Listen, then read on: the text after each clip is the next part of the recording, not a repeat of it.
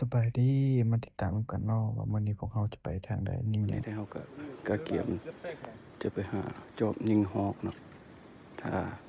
เบิ่งนำกันว่าสิเป็นอะไร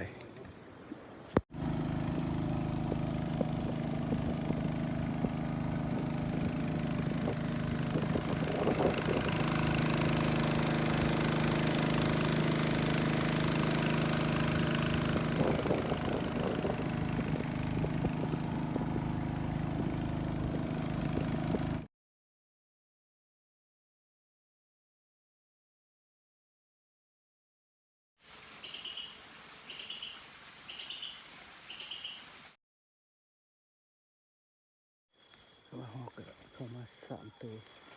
ว่ายิงได้ตัวหนึงมาตะเวนตัวอีก2 ตัวถือว่ามันมืดมันเลยเขาก็สิซอกแล้วว่าซอกเห็นเนาะเนาะให้เนาะว่าเป็นฮอกดิกทางนั้นก็ใหญ่สมควร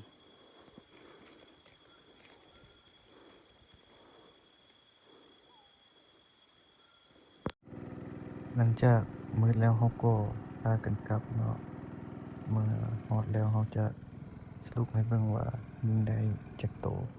และยิงได้หยังแหน่